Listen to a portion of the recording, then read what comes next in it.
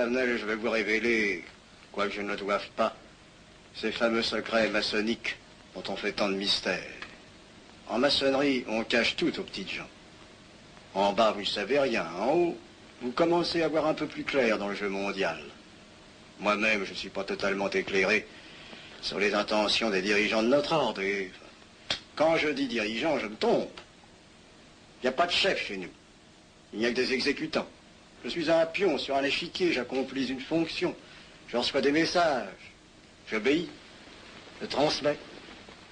J'agis. Mais qui dirige? Personne. C'est beaucoup plus compliqué et simple en même temps qu'on ne pense. Qu'est-ce que la maçonnerie? Des groupes d'hommes qui se sont réunis aux quatre coins de l'univers pour enserrer le monde dans un réseau aux mailles infranchissables. Nous sommes 50 000 en France, 500 000 en Angleterre, 3 millions en Amérique, c'est peu. Mais c'est énorme, parce que nous formons un bloc uni d'une seule volonté. Nous rayonnons partout, nous commandons partout. Ici, 300 parlementaires sont francs-maçons. En Angleterre, le roi fait partie de notre ordre.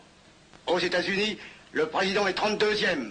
Il n'y a pas un pays où nous n'ayons nos appuis secrets, nos hommes, nos banques, nos groupes dévoués. Et ceci n'est rien. Je ne vous montre là de la maçonnerie que la puissance physique. Il y a peut-être autre chose. Mais quoi?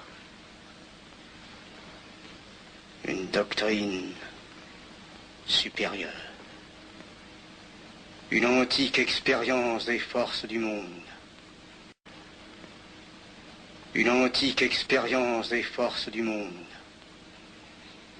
qui nous permet de pousser les peuples tantôt vers la vie, tantôt vers la mort, quand il le faut. La mort? Je croyais la maçonnerie attachée à la paix. À une certaine paix. Notre paix. Sinon,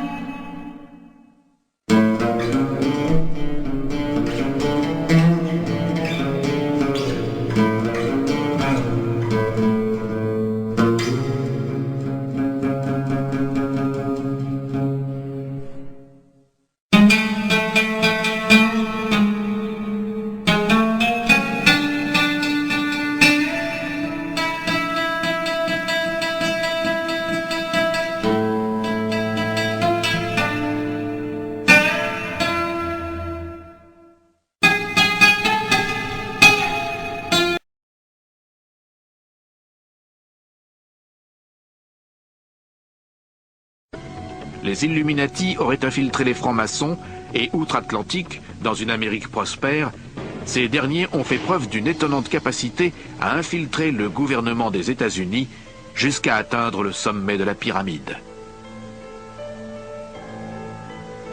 C'est à se demander quel président américain n'était pas franc-maçon. De Franklin Roosevelt à George Bush, de Harry Truman à Reagan, la liste n'en finit pas. Presque tous les présidents l'ont été. C'est amusant de voir qui ont été ou qui sont les francs-maçons. L'astronaute Buzz Aldrin, John Wayne, Bob Hope, W.C. Field. C'est à se demander ce qu'ils tirent de la franc-maçonnerie. C'est une confrérie, et c'est justement là que le bas blesse. Franklin Roosevelt est de ceux qui a atteint le plus haut degré maçonnique. Il a mis longtemps à gravir les échelons. Gerald Ford a sans doute été nommé à titre honorifique, mais certains initiés estiment qu'un tiers des présidents américains étaient francs-maçons.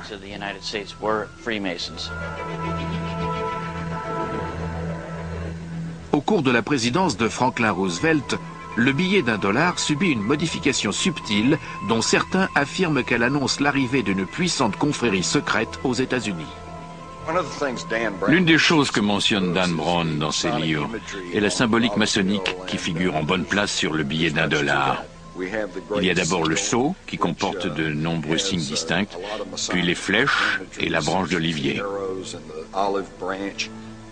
Ici, nous avons l'œil de la connaissance au sommet de la pyramide, mais il est séparé du corps de l'édifice. C'est une imagerie Illuminati qui indique qu'ils sont les seuls à disposer de cette connaissance et que le reste d'entre nous est ici, au pied de la pyramide. Le ministre des Finances, Henry Wallace, qui selon Simon Cox était un franc-maçon, a introduit les symboles maçonniques sur le grand sceau du billet vert. Il a également ajouté ces mots effrayants. Le terme Novus Ordo Seclorum signifie Nouvel Ordre Mondial. Les francs-maçons parlent de Dieu, du grand architecte. Autrement dit, nos billets de banque évoquent un ordre nouveau, et pourtant la plupart des gens n'en savent rien. Le billet vert n'est peut-être qu'un début de preuve que le gouvernement de la plus grande nation libre a été infiltré à travers les Templiers, les Illuminati et à présent les francs-maçons.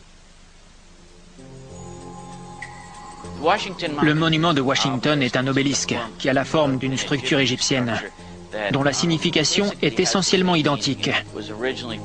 Elle était initialement dédiée au dieu Osiris, mais elle représente le pouvoir de tous les dieux. Le tracé de la ville de Washington D.C. met en valeur l'architecture sacrée. Le Capitole, la Maison Blanche et l'obélisque sont les trois édifices les plus importants.